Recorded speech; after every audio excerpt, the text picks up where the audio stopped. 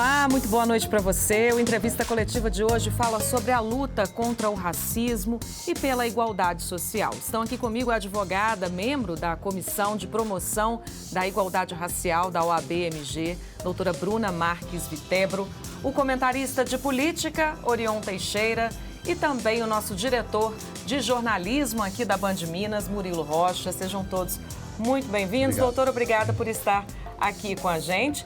Nós trazemos esse tema, né, porque no dia 20 agora a gente tem o Dia da Consciência Negra e também porque nessa semana foi sancionada a nova lei de cotas, né, pelo presidente da República. Então, passam a ser contemplados também quilombolas, indígenas, outros grupos, né?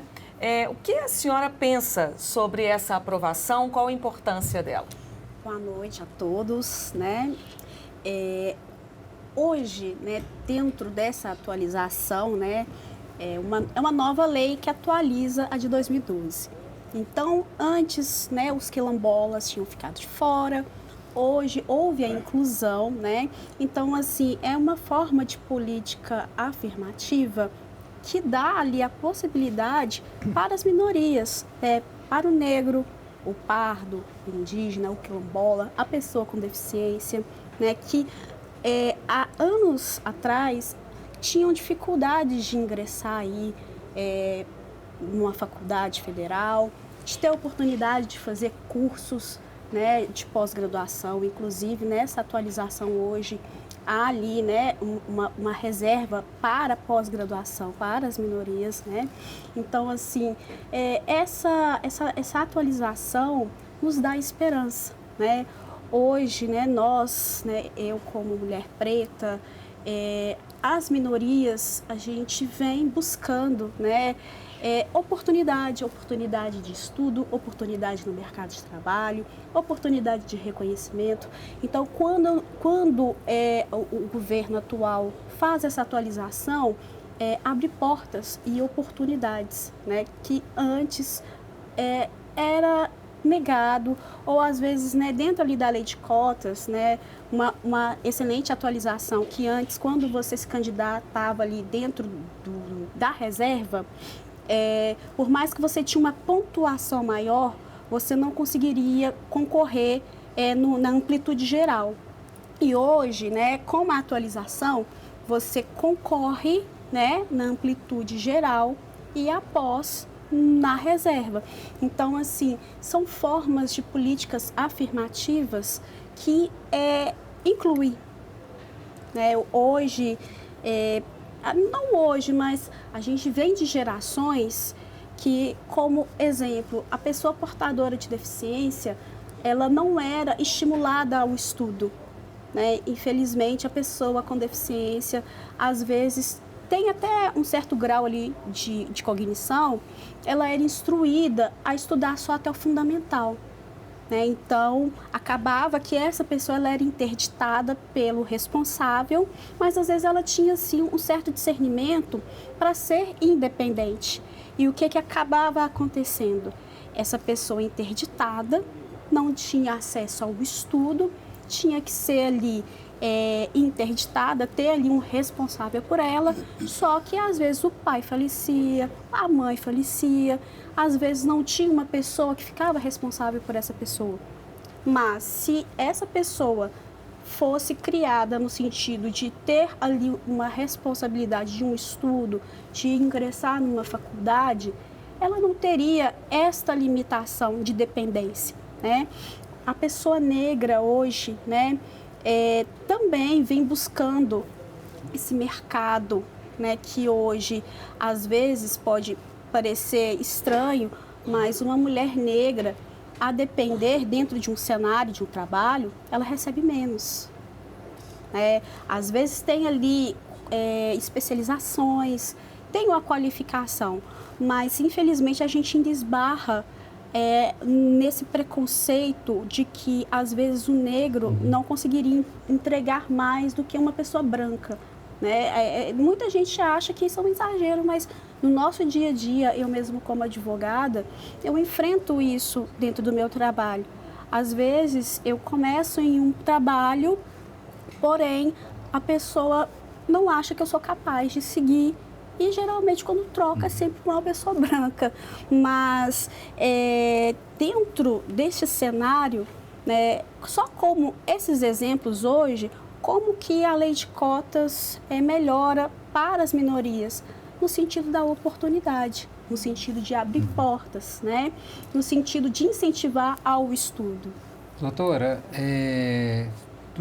tudo isso que a senhora falou, a gente pode pensar que nós vamos comemorar na segunda-feira o Dia da Consciência Negra, mas por tudo que a senhora falou, a gente pode afirmar sem nenhuma dúvida, pela experiência que a gente tem, que o Brasil ainda é um país muito racista ainda, né?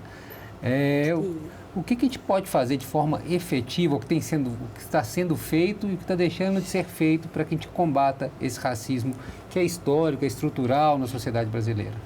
Foi até a sua palavra de comemoração, eu vejo como um dia de reflexão. O dia, né, a palavra consciência, pelo menos a mim, leva a refletir o que está sendo feito de políticas para que haja essa igualdade entre o negro, entre a pessoa branca, né? Pode parecer absurdo, mas há, né, até coloquei como exemplo anterior, há desigualdade.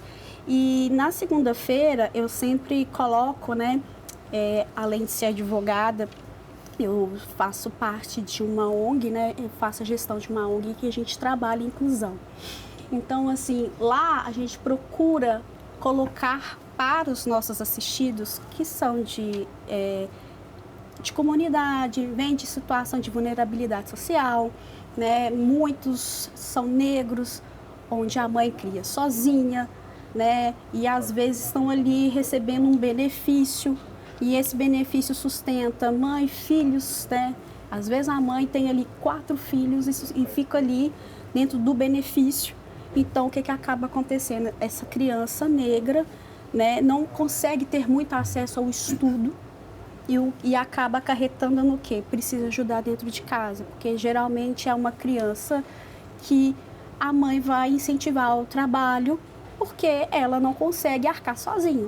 Então, assim, quando a gente se depara com 20 de novembro, eu entendo que a gente tem que refletir o que está faltando no Brasil.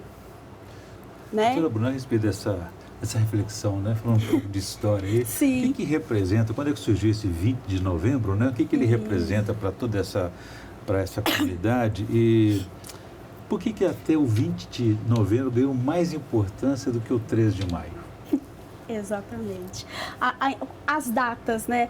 Até mesmo 13 de maio, pelo o cunho histórico, é um momento de refletir, né, sobre a lei áurea ali, né? Porque nós tivemos ali sancionada a lei, mas fomos abandonados depois como povo.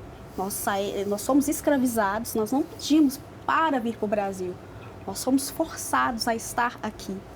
Houve ali a abolição e depois da abolição, o que foi feito para que o negro tivesse oportunidades?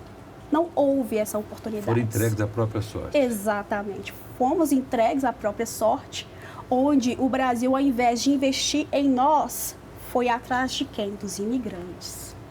Né? Os imigrantes vinham para o Brasil, né, no sentido de colonizar, de dar um certo elitismo ao Brasil. E os negros? Aonde que os negros foram parar? Ali, nas comunidades. Né? Não tinha oportunidade do estudo, o trabalho continuou sendo um trabalho braçal, né? E os imigrantes já vinham com propostas.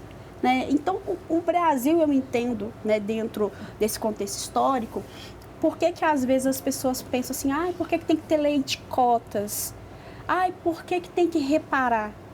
A pessoa ela não entende que a reparação não é de agora. A reparação é lá atrás. 300 anos, né? 300 anos atrás, né? A reparação está vindo agora porque dentro da nossa evolução como sociedade, nós estamos aí gradativamente conseguindo alguns direitos que nos foram negados há 300 anos atrás. Então, assim, hoje, quando nós temos o 13 de maio e o 20 de novembro, a gente tem que entender que tem que ser datas de reflexão, porque nós precisamos refletir a que ponto a nossa sociedade precisa melhorar nesse sentido, né? Porque, por exemplo, hoje nós encontramos situações que, até hoje, aliás, que o negro, às vezes, quando entra no supermercado, ele é confundido.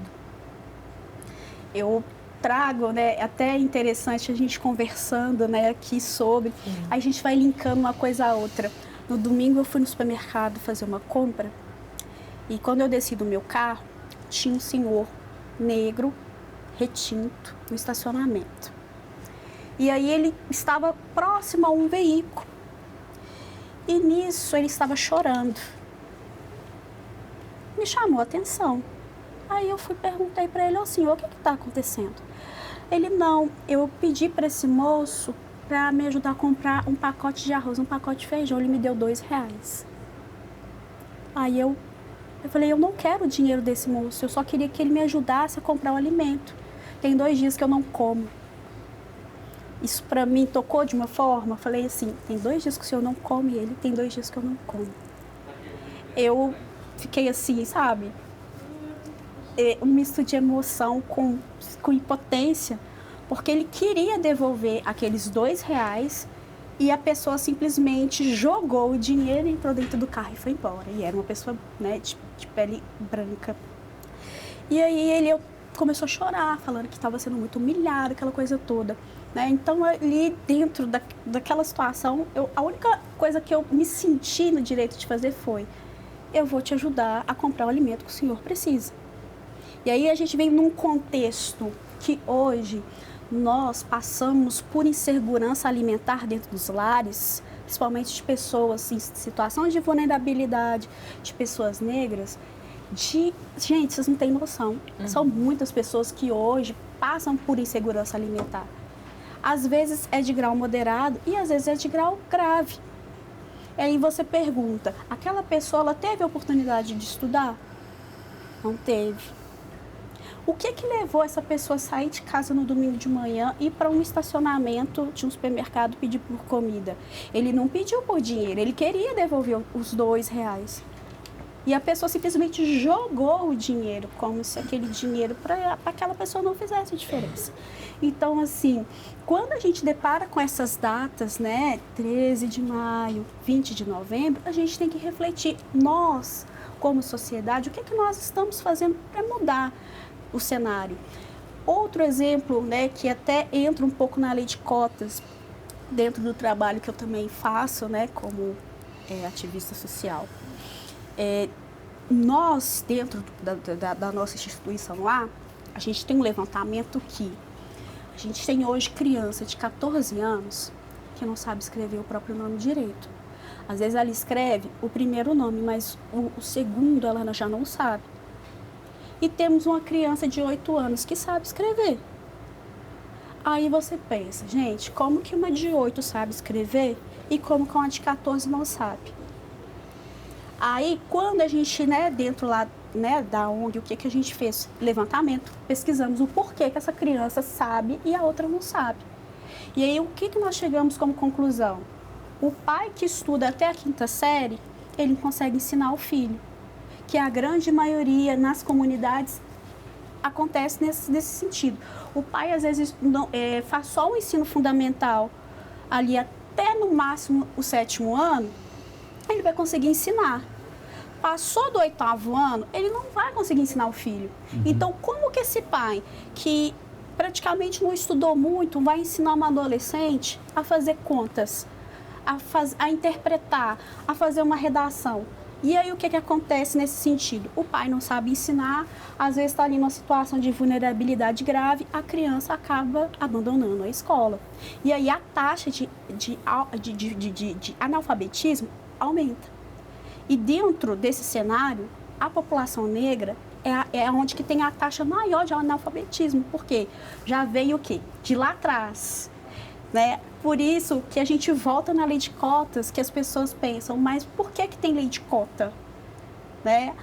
Não tem que reparar. Olha só para você ver, um exemplo básico que a gente usa hoje, o Brasil, nessa imensidão que a gente é aqui, a gente depara com adolescentes de 14, 15 anos que não sabem ler direito, que não sabem escrever o próprio nome. Aí na hora que você vai fazer ali a cronologia, lá atrás, o bisavô dessa criança teve oportunidade de estudo? Não. Como que ele criou o avô? Como que esse avô criou o pai? E como que esse pai está criando o filho? Então, quando nós temos essas políticas afirmativas, elas servem para quê? Para realmente reparar... Quebrar essa cadeia, né? Quebrar a cadeia, né? Então, assim, hoje... dentro dessa alteração, né, atualização, né, essa nova lei veio nesse sentido de atualizar, e eu também acho interessante que em algumas alterações colocaram questões, por exemplo, no monitoramento, né, que vai haver esse monitoramento ali de políticas dentro das pastas, né, que antes era só do Ministério da Educação, hoje a pasta de igualdade racial também vai monitorar. A indígena vai monitorar, sim. A secretaria, né, geral ali da presidência também vai monitorar. Então, assim, ainda, apesar de várias vitórias que nós, como negros, estamos tendo e minorias estamos tendo também, ainda tem muita coisa que ainda precisa ser feita, né? Então nós vamos fazer um breve intervalo agora, daqui a pouquinho a gente vai falar sobre tudo isso que ainda precisa, né, ser feito, desenvolvido. Entrevista coletiva volta em instantes, até já.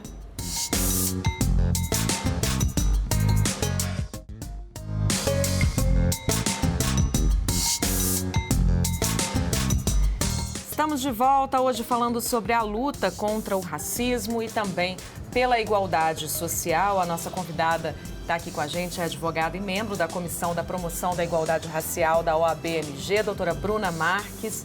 Doutora, a gente falava, né, no bloco anterior sobre essa luta centenária, uma luta muito digna, e a gente sabe que atualmente é uma característica, né, do nosso momento econômico mesmo, muitas vezes se apropriar de algumas pautas e transformá-las em marketing. Então acontece muito isso, né, de empresas muitas vezes trabalharem essa questão, a luta contra o racismo.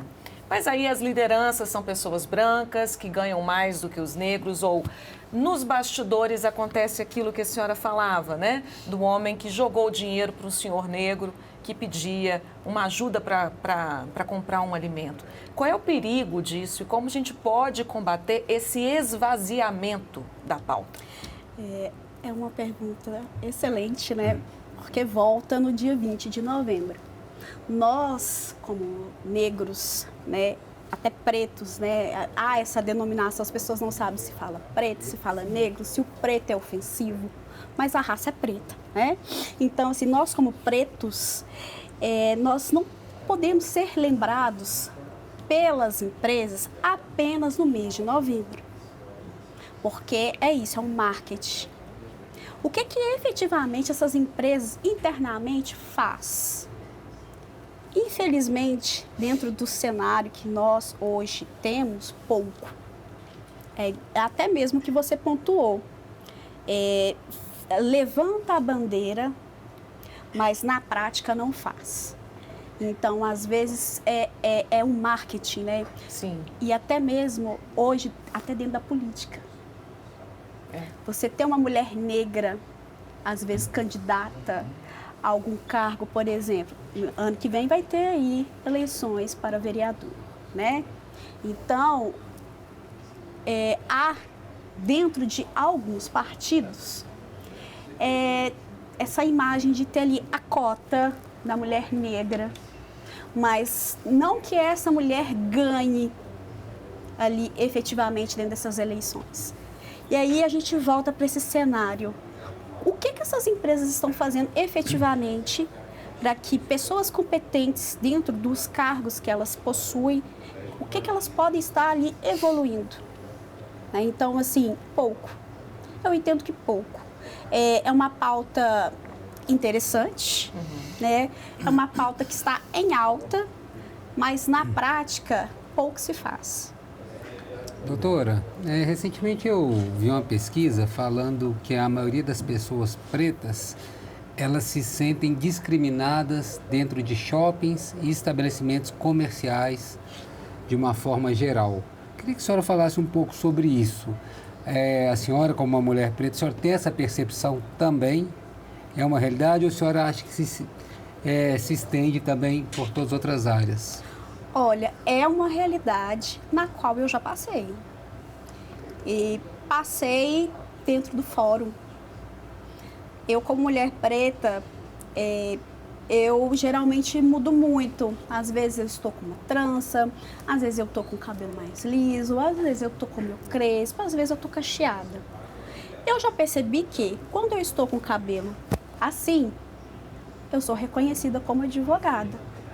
Quando eu estou com trança, eu sou confundida às vezes, que já aconteceu, eu chegar numa audiência com uma cliente branca, ela estava com o uniforme da empresa.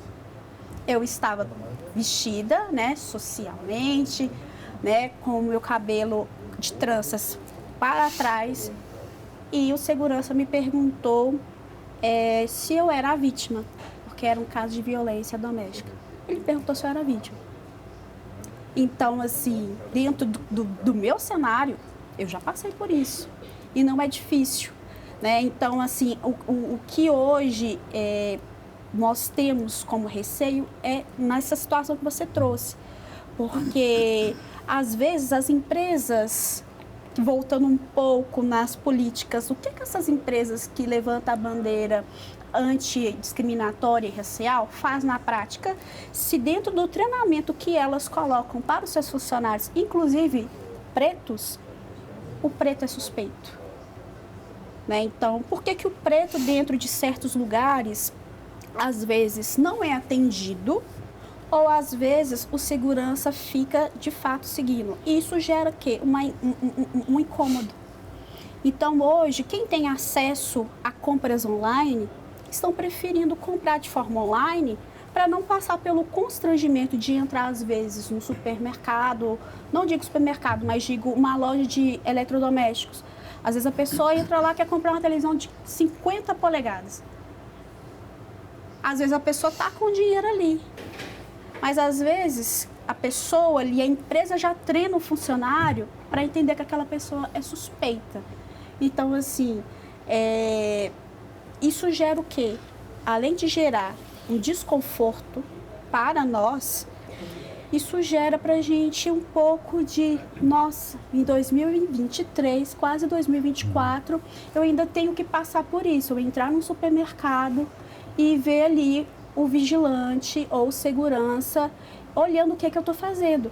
Voltando, né, na situação na qual eu coloquei no bloco anterior do senhor, ele não queria entrar no supermercado. E quando ele entrou, ele mostrou a bolsa dele. Por que ele mostrou a bolsa dele? Porque na cabeça dele, por ele estar entrando ali com uma bolsa, ele poderia ser revistado, até mesmo posto para fora. Então isso gera, sim, além de um incômodo, né? Você sente o preconceito de forma indireta. Doutora Bruna, além de militante dessa causa, a senhora também é advogada criminalista. Sim. Como é que é essa realidade para os negros? Porque nas cadeias, mais de 70% dos presos são negros, né? Eles são mais condenados do que os brancos pelo porte de drogas, né? E também temos a violência policial, né? Dos mortos pela polícia, mais de 70% são negros. Como é que a senhora encara essa realidade? São dados alarmantes, né? Hoje, por coincidência, né, eu estou num caso no qual o meu cliente quase foi morto por um policial, né, militar que estava de folga e que achou a atitude dele suspeita. Então, assim, inclusive, né, dentro do que você colocou, dentro dos presídios, 70% da população são de pessoas pretas, né? São de homens pretos. E o tráfico, ele é convidativo para essas pessoas, no sentido que volta lá atrás na questão do estudo. Aquela pessoa que não estuda, ela não tem oportunidade de trabalho. Hoje as empresas cobram o mínimo, o ensino médio completo. Se a pessoa não terminou o fundamental, claro que ela não vai ter acesso a um trabalho que exige o ensino médio. E o tráfico não exige estudo. Então, hoje, o tráfico acaba sendo, não aqui fazendo política, né, pró-tráfico, não é isso. É porque acaba que o tráfico de drogas se tornou o quê? Um problema social, mas que é ali onde essas pessoas, às vezes, estão ali na situação de cárcere, encontram uma renda. Porque os grandes traficantes, os mega traficantes, eles não ficam presos. Quem que geralmente fica preso? É aquele cara ali na faixa de 19, 25 anos, fica ali na biqueira, vendendo ali uma certa porção de droga. E quando há abordagem policial, ele é preso com aquela droga ali, que às vezes é pouca, mas que ele é qualificado no tráfico. Os grandes traficantes, eles não são presos. Inclusive, os grandes traficantes fazem muito dinheiro com esses pequenos ali. Então, assim, hoje, os presídios, eu também entendo que poderiam investir em educação. Né? Às vezes não tem acesso. Né? O que eles colocam é um enseja, mas nem todos dá efetivamente seguimento. Né? É isso, né? Muito trabalho pela frente, né, doutora? Para que a gente possa mudar um pouco essa realidade. Nós agradecemos aqui a sua participação com a gente. Orion, Murilo, muito obrigada. Foi um prazer. A você que está em casa, a entrevista coletiva de hoje fica por aqui. Eu agradeço também a sua participação, né? Uma ótima noite para você. Fique agora com o Jornal da Band. Até sábado que vem.